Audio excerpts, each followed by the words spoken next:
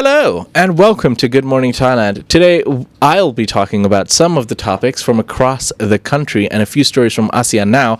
I'm Jay and we're going to start with our first story today, which is regarding...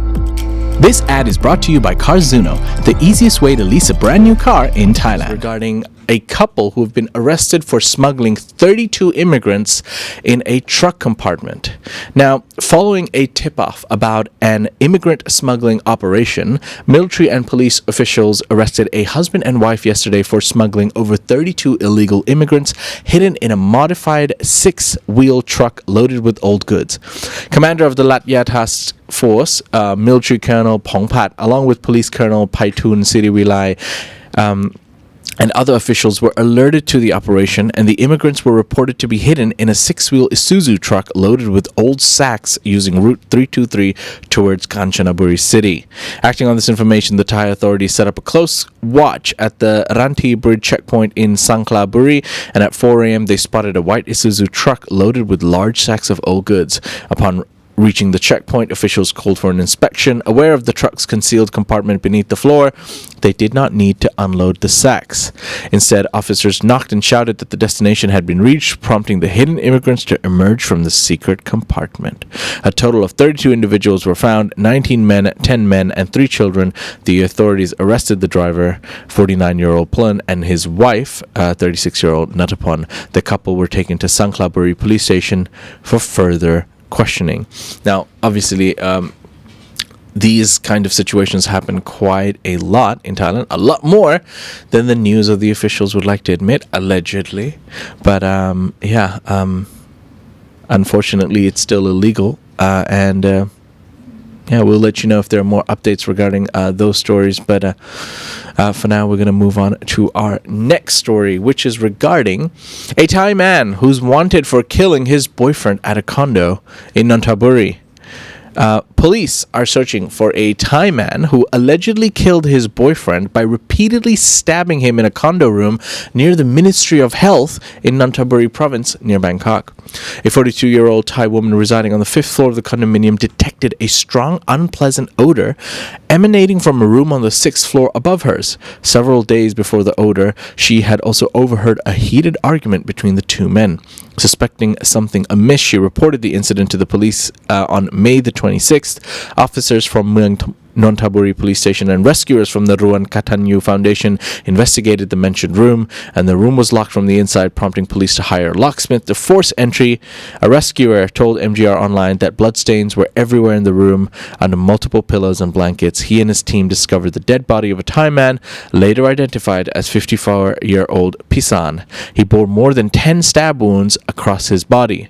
Officers suspect that Pisan was murdered about 4 to 5 days before his discovery, and Pisan's neighbor who lived in the third room next to him supported this timeline, saying he had heard Paisan and another man arguing late at night. Now, police have reviewed security cameras at the condominium to identify the murderer and spotted a suspicious man believed to be Paisan's boyfriend. And around May 20 at around 10:23 p.m., Paisan was seen driving his car, a gray Toyota Yaris, into the condo car park. Now, officers face difficulties in identifying the suspect, but they believe it is the boyfriend. There's still no news on whether there are any updates regarding the capture of this suspect, but we'll keep you up to date regarding what happens with this story. Another crime of hate, anger, or love in Thailand, at this time with 2 men in a condo. Moving on to the south of Phuket, we're going to take a little hike to Phuket, where a Filipino motorcyclist dies after running over a palm kernel in Phuket. Now, we all know driving motorbikes in Thailand is dangerous, especially when you're on holiday or living around, whether it's a scooter or a big bike. But a Filipino motorcyclist died yesterday morning after running over a palm kernel and losing control of his motorbike, crashing into a traffic sign on Tepkasatri Road in Phuket. Freak accident. Officers from the Talang police station and rescuers from the Kuson Tham Phuket Foundation were alerted to the fatal motorcycle accident at about 6:40 a.m. on May the 27th. This is just yesterday. They rushed to investigate the scene and found a damaged motorcycle, a grey Honda Click, in the middle of the road, about 50 meters away from the vehicle. Officers discovered the lifeless body of the Filipino motorcyclist. Merlin whose name was 38-year-old Cruz Jericho Merlin. Merlin was lying face down in a pool of blood with a major wound to his head. The wound was severe and left his brain exposed. His body was transferred to Vashira Hospital for an autopsy. But ladies and gentlemen, this goes to show another public PSA. Do be careful if you are driving a motorbike. It's not just dangerous on the roads. You might get hit by a car. You might have an accident with another motorbike. But sometimes you can just have a freak accident. This is just a small piece of palm tree that was on the road that unfortunately caused this incident. And it's a very unfortunate situation, but these things happen. So do be careful out there, whether you're on holiday, whether you're going to work or just transporting around. Be careful out there. For now, we're going to move on to our last story, which is regarding snakes in Thailand. Now, it's been a while since I've spoken about a snake, but here we go. A python stuck in a ceiling was rescued in Ang Thong. A large python was discovered stuck in a concrete crevice under the ceiling with its head hanging down in a house in Ang Thong. The homeowner quickly contacted rescue services who used tools to safely extract the snake. The incident is believed to be a sign of good luck, prompting the homeowner to consider using the house number for a lottery ticket.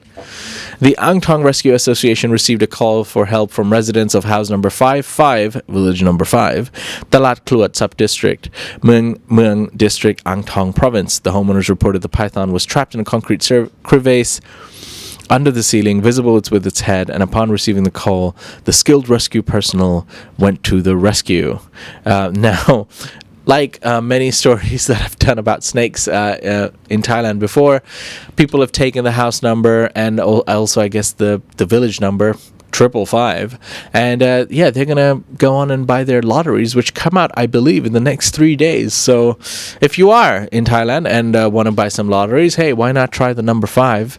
And if you're looking for any superstitious belief or any venomous or non-venomous reptile inspiration, then number 5 is the number to go with. That's it. That's what I'm going to leave you with.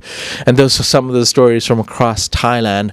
We're going to quickly go through a couple of stories from around ASEAN, starting with Malaysia and Singapore as they look to get a boost with a powerful new QR code system for traveling. Now, starting June the 1st, Malaysians traveling to Singapore can use QR codes for immigration clearance, significantly reducing waiting times at BSI and KSAB CIQ complexes. Malaysians traveling to Singapore can begin using quick response codes for immigration clearance at customs, immigration, and quarantine at the Sultan Iskandar building and the Sultan Abu Bakar complex. Officials have announced that the first phase of QR code implementation will cover Malaysians traveling to Singapore by bus at BSI and motorcyclists using the automated M-Bike immigration clearance system. The initial trial phase will last 3 months before expanding to private vehicle users in the second phase, followed by Singaporeans and other nationalities. So, good on ya. Traveling by bus or motorcycles has become even easier. Obviously, they share a border and it's quick, easy travel. But great news for Malaysians traveling to Singapore. All right. And now we're going to move on to our last story, hopefully leaving you on a high. Now, this story, personally, is quite an attractive adventure for me, as that's something I'd like to do. And if you are a person who likes to travel to Vietnam, for example, Vietnam's vintage 1960s steam locomotives are back on the rails. Train enthusiasts and history buffs alike will soon have a new Southeast Asian destination to visit as Vietnam prepares to unveil a revamped pair of vintage steam locomotives in the 1960s. The two Revolution Express locomotives are the last working steam trains in Vietnam, dating from when the country was still in a French colony, according to hospitality brand Wafifo Optimizers, which is managing the project. In recent years, the trains have been slowly restored to working condition using original parts and crafted by last remaining steam engineers working for the National Railway System. Now, the trains are nearly ready to take on tourists and visitors, with the first trips expected to come late 2024 and early 2025. Wafifo Optimizers said in a news release, tickets aren't on sale yet and there are no details on pricing, but booking information will come in the next few months. So, yeah, if you love trains, the pictures look absolutely amazing. It's been vintagely restored. If you like Vietnam, if you like the beautiful views and love vintage trains, hey, look no further. better start booking your tickets because I think it's going to be sold out very soon. And that's it, ladies and gentlemen. Those are some of the stories from across Thailand and ASEAN. I'm now going to dive into... This ad is brought to you by Carzuno, the easiest way to lease a brand new car in Thailand.